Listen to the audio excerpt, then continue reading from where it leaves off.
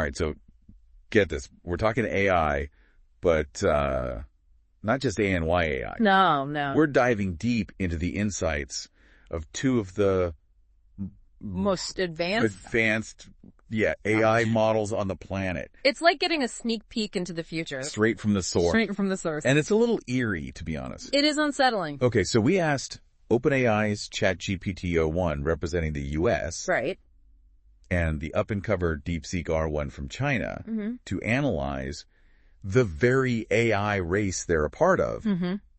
Their predictions are fascinating and honestly a bit unsettling. Yes, a bit unsettling. So you're telling me these AI models are predicting the future of AI? That's exactly what we're doing. That's wild, but what are they saying? Well, both agree that China's stepping onto the field and they're coming in with a strategy that could disrupt the entire game. Okay. And to understand how, we need to look at China's track record. Okay. They've got this history of shaking up industries. Think how companies like Xiaomi went head-to-head with these established smartphone giants, or how China just became a powerhouse in solar panel production. So they're not just playing catch-up, they're aiming to overtake. Exactly. ChatGPT R1 pointed out that China often starts by offering more affordable versions of existing technology, then rapidly improves quality, eventually matching or even surpassing the competition. That's a pretty clever strategy. It is. DeepSeek R1 drew some interesting parallels too, didn't it? Yeah, they brought up some thought-provoking historical examples like the Japanese auto industry's disruption of Detroit back in the 70s and 80s. Oh, yeah. Remember how Toyota, with its super efficient, lean manufacturing, turned the industry on its head? Yeah. That's the kind of disruption we could be seeing in AI. And DeepSeek R1 believes China is well-positioned to do it again.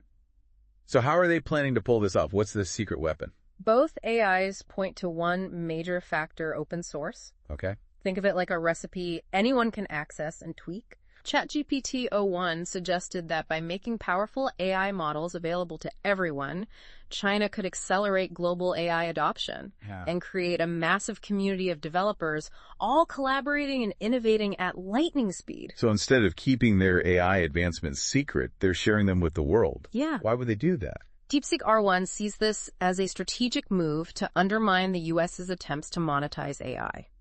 Okay. If China offers powerful AI for free, it could force U.S. companies to lower their prices or adopt a more open model themselves. Wow, that's a bold move. It is. But wouldn't there be risks involved with making such powerful technology freely available? Absolutely. Open source has its downsides. ChatGPT R1 flagged potential security risks. Like what? If anyone can access and modify these AI models, what's stopping them from being used for, let's say, less than noble purposes? Right. Then there are the ethical questions. Yeah. Surrounding control and potential misuse. These are all things we need to consider. Yeah, it's a double-edged sword, isn't it? Open source could democratize AI, making it accessible to everyone, but it also opens up a Pandora's box of potential problems. Exactly. It's like we're on the verge of this massive technological shift, but we don't know if it's going to lead to utopia or something a lot less rosy. Yeah. So where do these AI models see things heading? Well, ChatGPT R1, with its Western perspective, sees this open source trend potentially leading to even broader adoption of AI, weaving itself into practically every industry imaginable. Healthcare, finance, education, entertainment, you name it, AI could be there. So picture a world where AI is as commonplace as, say, smartphones are today. Precisely, ChatGPT R1 believes this widespread adoption could lead to an explosion of innovation with specialized AI applications popping up everywhere. But wouldn't that mean Chinese AI would be everywhere too? It's a possibility. ChatGPT R1 acknowledges that competition from China could push U.S. companies to up their game, innovate faster, and maybe even rethink their whole approach to AI development. So in the end, maybe it's good for everyone. More competition, better products, lower prices. That's one way to look at it. But ChatGPT R1 also warned about potential fragmentation. Fragmentation. Imagine different regions developing their own AI ecosystems with their own standards and regulations, almost like separate AI blocks. So not just an AI Cold War between the U.S. and China, but a whole bunch of different AI countries with their own rules and borders. Yes, exactly. Yeah. A multipolar AI world where different nations align themselves with specific AI frameworks and philosophies. Fascinating, but also a potential recipe for conflict and incompatibility. Okay, so that's the U.S.-centric AI's take. Right. What about DeepSeek R1? Yeah. How does the Chinese model see this playing out? DeepSeek R1 had a slightly different angle. They really emphasize China's potential to dominate, particularly in emerging markets where affordability is key. They believe their focus on open source and cost effectiveness will give them a huge advantage. Right. We touched on that earlier, the idea that China could undercut the competition and offer AI solutions at a fraction of the cost. Right. But what else did DeepSeek R1 predict? They predicted a potential brain drain from Silicon Valley to China. Imagine top AI talent from around the world flocking to China to work on cutting-edge open-source projects. So a reverse brain drain with the talent flowing east instead of west. Precisely. It really speaks to the shifting power dynamics in the world of AI. DeepSeek R1 also predicted the emergence of new, hyper-localized AI applications. Imagine AI solutions tailored specifically to the needs of different regions and cultures. So instead of a one-size-fits-all approach to AI, we could see AI that's more diverse and representative of the world's different populations. Yes, and that could be a very good thing. More inclusive and culturally sensitive AI solutions.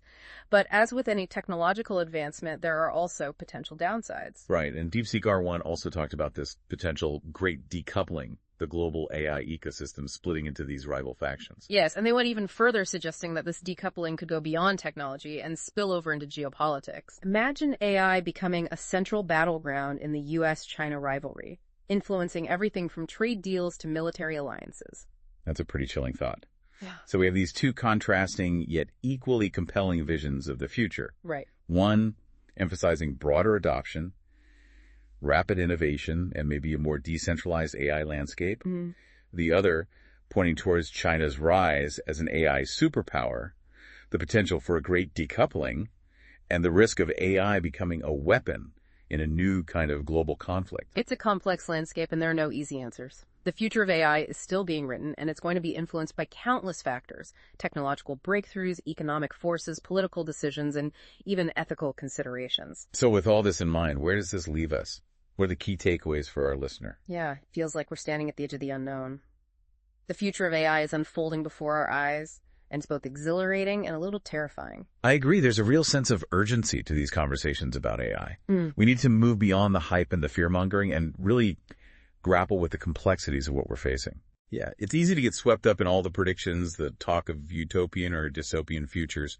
But I think it's important to remember that the future isn't predetermined. It's something we're actively creating through our choices and our actions. That's a crucial point. We can't just passively accept whatever future these AI models predict. We need to question their assumptions, consider their biases, and look for the missing pieces of the puzzle. These models are powerful tools, but they're still just tools. The responsibility ultimately lies with us to ensure they're used ethically and for the benefit of humanity. So what does all this mean for our listener? You might be thinking, this is all very interesting, but how does it actually affect me personally? Well, I think the answer is it affects all of us, whether we realize it or not. AI is already transforming our world in countless ways, from how we work and communicate to how we shop and entertain ourselves. As AI becomes even more powerful and pervasive, its impact on our lives will only intensify. That makes sense. It's like AI is becoming the underlying fabric of our society. Exactly. That's why it's so important for us to be informed, engaged, and active participants in the conversations about how AI is developed and deployed. We need to ask ourselves what kind of future we want to create with AI. What are our values? What are our priorities? The choices we make today will shape the world of tomorrow. It can be overwhelming to think about, especially with all the potential risks and dangers associated with AI, but we can't let fear paralyze us. I agree. It's crucial to acknowledge the risks, but we also need to remember the incredible potential of this technology. AI has the power to solve some of humanity's most pressing challenges, from climate change and disease to poverty and inequality. It can augment our capabilities, enhance our creativity, and help us lead healthier, more fulfilling lives. So it's not about rejecting AI, but about harnessing its power responsibly. Exactly. And that brings us back to the question we posed at the beginning of this deep dive. Will this competition for AI dominance ultimately stifle innovation or accelerate progress? It's a question we can't answer definitively right now, but I believe the open source movement has the potential to be a force for good, driving a new era of global collaboration and making AI more accessible to everyone. Perhaps the real question isn't about who wins the AI race, but about how we can ensure AI benefits all of humanity. I think that's a brilliant way to frame it. We've covered a lot of ground in this deep dive, and I'm sure your mind is buzzing with thoughts and questions.